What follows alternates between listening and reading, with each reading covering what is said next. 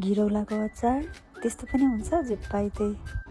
तिमीहरू पूर्वेली त जेको पनि अचार बनाएर खान्छौ भनेर चाहिँ पहिला बासस पर्दा मेरो साथीहरूले चाहिँ भन्थे।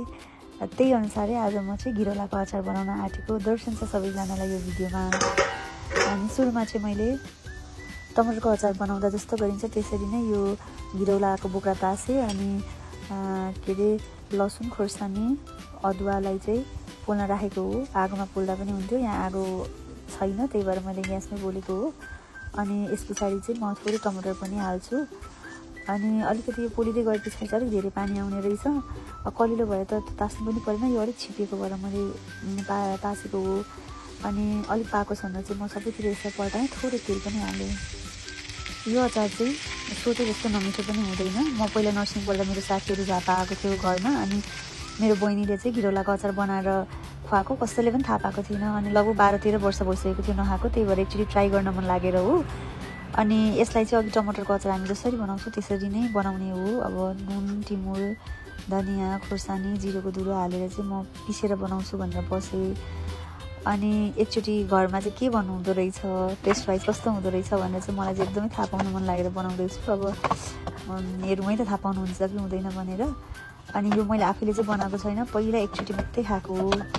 अनि मेरो हस्बेन्डलाई चाहिँ एकदमै मन पर्दैन घिरौला। हामीले 2 महिना जति भइसक्यो घिरौला खाएको, अहिले सिजन भएर। अनि फर्स्ट 1 महिना चाहिँ रिसाउँदै खानु भएन। अनि सेकेन्ड 10-15 डेज चाहिँ दुधसँग मिसाउँदै अहिले चाहिँ अलिक खाने हुनुभएको छ। अनि जहिले सब्जी खाँदा वाक्क भएर चाहिँ नयाँ ट्राई गरौँ। अनि सजिलो पनि हुन्छ, अचार जस्तो नयाँ फ्लेभर पनि हुन्छ, एकचोटि ट्राई गर्दा हुन्छ, मिठै हुन्छ है। अब यो टमाटर सबै मैले पिसिसकेँ। अब पूर्वतिर चाहिँ यो घिरौलाको टिपिकल टेस्ट नआओस् भनेर लसुन टमाटर हाल्ने गर्नुहुन्छ। यता पोखरामा चाहिँ फेरि अरू धेरै कुरा हाल्यो भने घिरौलाको टेस्ट जान्छ भन्नुहुँदो रहेछ।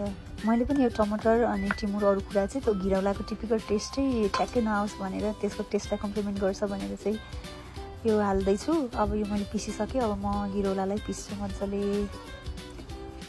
हेर्दाखेरि सजिलो देख्यो तर यति अप्ठ्यारो भयो, चिप्ले भयो। यो त पोसिबल हुन्छ जस्तै लागेन। अनि मलाई चाहिँ एकदमै पेसेन्टली काम गर्न सक्ने चाहिँ म छुइनँ, त्यही भएर मलाई एकदमै झ्याउ लाग्यो यति गर्दै। अब मेरी बस की बात नहीं है भनेर मलाई रिस उठेर मैले ग्राइन्ड गरिदिएँ। ग्राइन्ड गरे पछाडि चाहिँ यो एकदमै पेस्ट जस्तो भयो क्या, बच्चाको लिटो जस्तो। अनि हेर्दै घिन लाग्यो, अब मलाई मन परेन। खाँदा जस्तो टेस्ट भए पनि हेर्दाखेरि चाहिँ एकदमै धेरै स्मुथ पेस्ट भएको थियो। अनि अब यसलाई म मोडिफाई गर्छु भनेर तेल र थोरै टिमुर हालिन बेसारेर थोरै के अरे ज्वानो हालेँ। अनि अलिकति व्हाइट थियो अनि अलिकति येल्लो भयो, तर पनि स्टिल एकदमै धेरै स्मुथ भयो। अनि अब यसलाई अलिकति रफ बनाउँछु यसको टेक्स्चर भनेर जे सब्जीहरू छ त्यसलाई चाहिँ हाल्छु भन्ने सोचेर प्याजहरू काटेर प्याज हालेँ। त्यस पछाडि बन्दाकोपी थियो घरमा, अनि अब बन्दाकोपी पनि हालिदिन्छु भनेर बन्दाकोपी पनि हालेँ। अनि अलिक अमिलो होस् भनेर चाहिँ अब घिरौलामा त अमिलो हुँदैन, टमाटर मात्रै छ, त्यही भएर कागती हालेँ। अनि बन्दा काटेको हालेँ, धनियाँ हालिदिएँ। अनि मजाले चलाएँ। हेर्नु त चलाएपछि त कस्तो राम्रो भयो, अघि हेर्दै खाउँ लाग्यो। अनि अलिकति चाखेँ, यस्तो मिठो भएको थियो। त्यो घिरौला भने त कसैले सोच्दैन। अब घरको रियाक्सनहरू है के अरे अचार हो, बन्दा अनि धनियाँमा अलिअलि पिठो हाले जस्तो लाग्यो। पिठो त्यो बेस चाहिँ कागतीको अचार। त्यो लिटिटी चाहिँ के हो? यो कागती, त्यो लिटिटी चाहिँ क्या पेस्ट, कागतीको पेस्ट। जिरो पाउडरवाला अमिलो भयो। मम्मीलाई कस्तो लाग्यो? मिठो तर साह्रै मिठो, दही हाले जस्तो। दही थिएन। कस्तो छ अरे? दही मोही हालेको तिमीको फेरि मोही पनि थिएन, थियो। मिठो छ। दुध फटाइदिनु अनि त्यसैको अचार। दुध पनि थिएन। दुध के होला, दही त थिएन होइन? दुधको अचार, दुध फटाएर के दुध पनि थिएन कि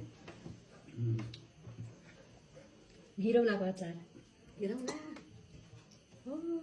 कसरी भित्रको गुदी मात्रै सबै थोक। म त अलिअलि पिठो हालिनु होला। मिक्सरमा हाल्यो घिरौलाले। सुरुमा सिलौटा पिस्न खोजेँ भरे सकिनँ अनि रिस उठ्यो अनि मिक्सरमा गरेँ, तर घिरौलाको अचार कहाँ चाहिँ घिराम्रो होइन, टमाटर जस्तै बनाएको।